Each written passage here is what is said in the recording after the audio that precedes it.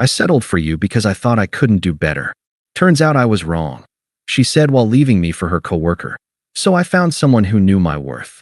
Now she's showing up uninvited to my engagement party. Hey viewers, before we move on to the video, please make sure to subscribe to the channel and hit the like button if you want to see more stories like this. Thanks. 2 years. That's how long I thought we were building something real together. I'm Mike, 28, and I work in logistics for a mid-sized distribution company. Not glamorous, but steady. Good benefits, room for growth. The kind of job that lets you plan ahead, save money, think about a future. Sarah was 26, worked in marketing at some tech startup downtown. Always talking about disrupting markets and scaling her personal brand. I loved how ambitious she was. We'd been living together for 8 months in a decent one-bedroom apartment. Split the rent, shared the chores, talked about getting a bigger place eventually. I'd been ring shopping for 3 months, had $8,000 saved up for something she'd actually want to wear. Nothing crazy expensive, but not some discount store garbage either. The plan was to propose during our vacation to Colorado next month. I'd already booked the cabin, found a hiking trail that ended at this gorgeous overlook. Sarah loved Instagram-worthy moments, and I figured a mountain proposal would give her the kind of story she'd want to tell people. But something had shifted over the past few months. She'd gotten distant. Cold, even. Always on her phone, always stressed about work, always too tired to talk about anything real. When I'd bring up future plans, maybe looking at houses, or what kind of wedding she wanted, she'd change the subject or say she was too busy to think about that stuff right now. I thought it was just work pressure. Her startup was in some kind of funding round, and she'd been putting in crazy hours. She'd started going to networking events, staying out late, coming home smelling like expensive cologne that definitely wasn't mine. When I'd ask about her day, she'd give me one-word answers and disappear into the bathroom with her phone. Just work stuff, Mike. You wouldn't understand the dynamics. I tried harder. Started cooking her favorite meals, doing more around the apartment, planning date nights she'd inevitably cancel. She'd critique weird things. My jeans were too relaxed. My friends were unmotivated. The restaurants I picked were trying too hard. I figured she was stressed and taking it out on me. That's what couples do, right? Weather the tough times together? 3 weeks ago, she mentioned this guy Derek from work. Some hotshot account director who drove a BMW and had connections in the industry. Derek thinks we should pivot our whole Q4 strategy, she'd say over dinner, barely touching the pasta I'd spent an hour making. Derek got us into this exclusive client dinner downtown. Derek's so smart about market positioning. Derek. I started making jokes about her work husband, but she didn't laugh anymore. Last Sunday, she'd been out all day at some work friends brunch that apparently lasted until 9 p.m. I'd made dinner, set the table, opened a bottle of wine. When she walked in, she looked at the setup like I'd created some kind of trap. Sarah, we need to talk, I said as she kicked off her heels. I feel like we've been off lately. Are we okay? She paused halfway to the bedroom, didn't turn around. Actually, Mike, yeah? We do need to talk. Something in her voice made my stomach drop. She walked back to the living room, sat on the edge of the couch like she might need to run. I stayed standing. I've been thinking a lot lately. About us. About what I want. She looked at her hands. And the thing is, I don't think this is working. What do you mean? Is it something I did? We can work on. Mike, stop. Just stop. The way she said my name. Like it was exhausting to even say. Look, I need to be honest with you. She finally looked up, and her eyes were completely calm. Not sad, not conflicted. Just decided. I settled for you because I thought I couldn't do better. Turns out I was wrong. The words hit like cold water. I actually took a step back. Seeing someone? For how long? 3 months. She said it like she was telling me the weather. And before you get all dramatic, this isn't some fling. He's what I should have waited for. Derek. She nodded. And honestly, I'm not sorry it happened. I'm sorry I waited this long to do something about it. I sat down hard on the chair across from her. 3 months. While I was saving for a ring, planning a proposal, building what I thought was our life together. So this whole time, when you said you loved me last week, what was that? I did love you. In a way. She shrugged. You were exactly what I needed when I was figuring my life out. You're safe. You're reliable. You take care of things. But I figured it out now. And Derek and I, We just make sense. We're both ambitious, both driven, both going somewhere. And I'm not. Mike, you work in logistics. You get excited about optimizing delivery routes. Your idea of a perfect weekend is watching Netflix and maybe going to Home Depot. She wasn't even trying to be cruel. This was just how she saw me. Derek's building something. He's got vision, connections, ambition. He makes me want to be better. I thought I made you want to be better. You made me want to be comfortable. There's a difference. I stared at her, this woman I'd been planning to marry, and realized I was looking at a complete stranger. When do you need your stuff out? I'm moving in with him next weekend. I already found someone to take over my half of the lease. Of course she had. 3 months to plan her exit strategy while I was picking out engagement rings. I went to the bedroom and came back with the small velvet box I'd been hiding in my sock drawer. Set it on the coffee table between us without opening it. I was going to propose next month. In Colorado. Guess you saved us both some embarrassment. For the first time, she looked uncomfortable. Mike, I'll stay at my brother's place this week so you can pack. Leave the key on the counter when you're done. I grabbed my work clothes for the next few days and walked out. Didn't slam the door, didn't yell, didn't ask her to reconsider. What was the point? She'd already made her choice 3 months ago. The week at Danny's place was weird. He kept asking if I wanted to talk about it, get drunk, key her car, something. But what was there to say? She was right about one thing. We didn't make sense anymore. Maybe we never had. I returned the ring and used the money to pay off my car loan. Told my parents and friends the simple truth. Sarah and I broke up. She's with someone else now. I'm handling it fine. Most people wanted details, wanted to comfort me or trash talk her. I didn't give them ammunition. I blocked her on social media but didn't post anything dramatic or delete our old photos like some scorned teenager. Just quietly removed her from my life and focused on work. Funny thing happened over the next few months.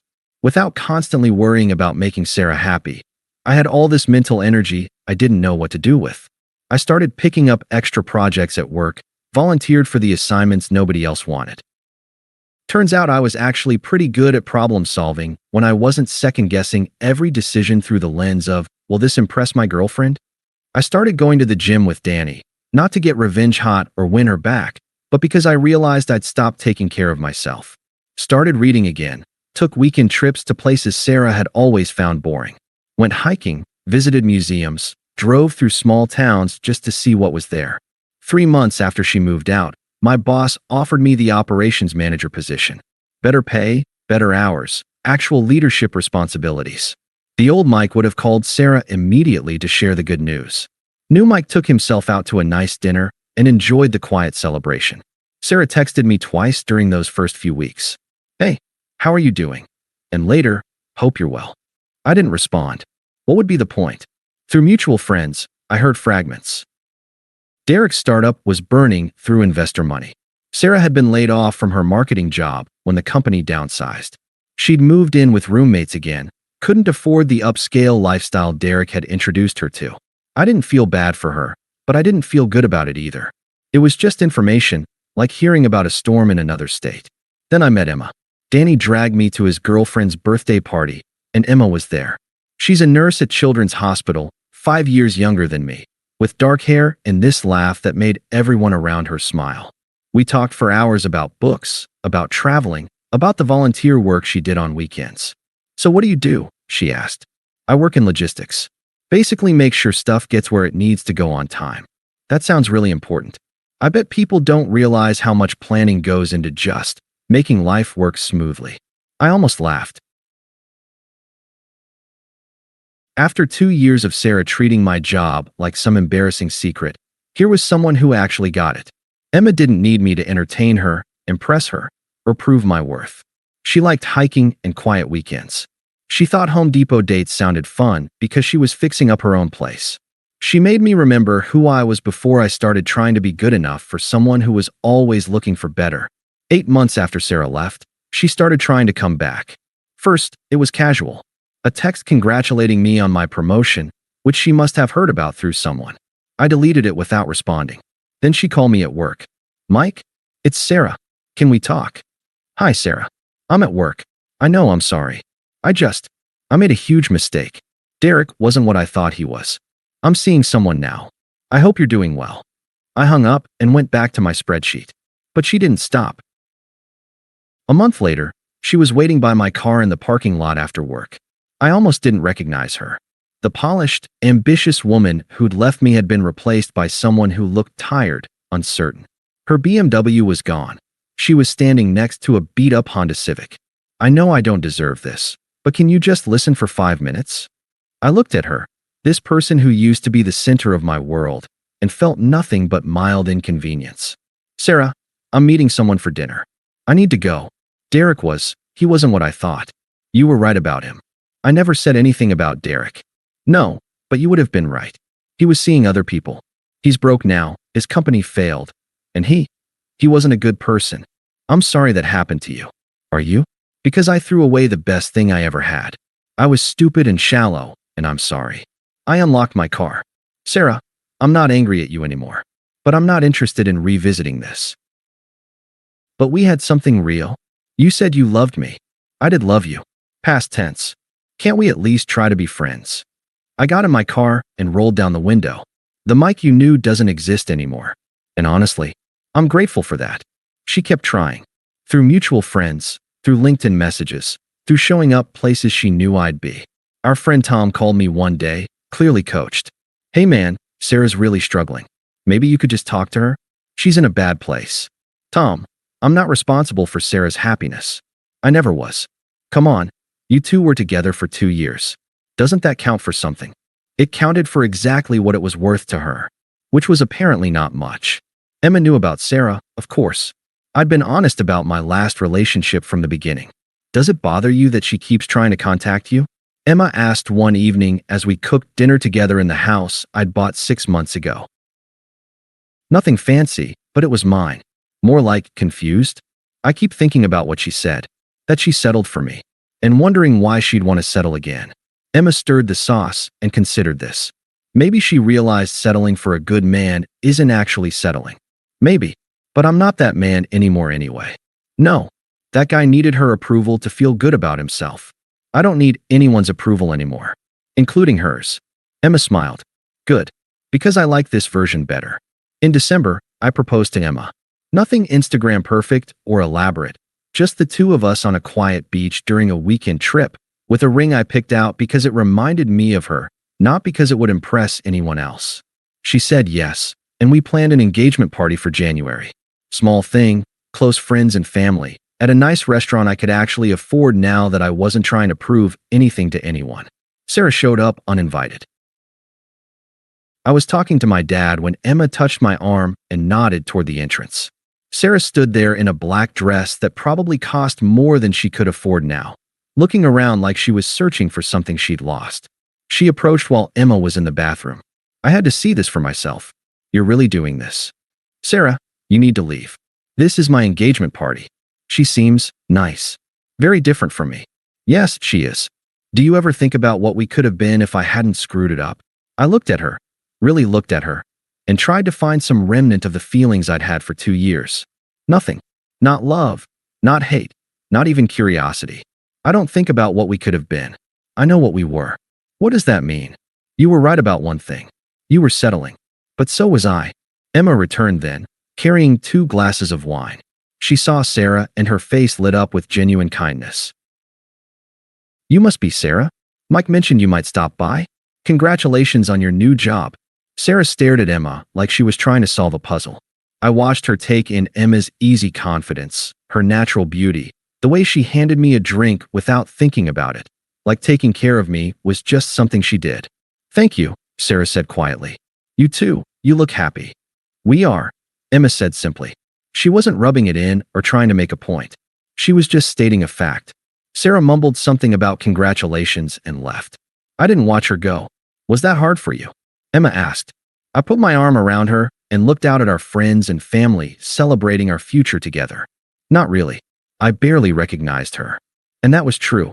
The woman who'd left me 18 months ago, who'd called me boring and safe and not good enough, she didn't exist anymore. Neither did the man who'd believed her. I'd spent 2 years trying to be worthy of someone who'd already decided I wasn't worth keeping. Now I was with someone who saw my worth without me having to prove it. Sarah had been right about settling, just not in the way she thought. She'd settled for someone who would chase after her validation instead of waiting for someone who would value what she had to offer. I'd settled for someone who made me smaller instead of waiting for someone who helped me grow. The difference was, I'd learned from my mistake. Based on her showing up tonight, desperate and alone, it seemed like she was still making hers. Emma squeezed my hand. Come on, your brother wants to make a toast. I followed her back to our table, to our life, to the future we were building together. Behind us, the door closed on everything I used to think I wanted. And I'd never been happier to be wrong. Thanks for watching. Make sure to subscribe to the channel and hit the like button. What do you think about this story? Share it in the comments.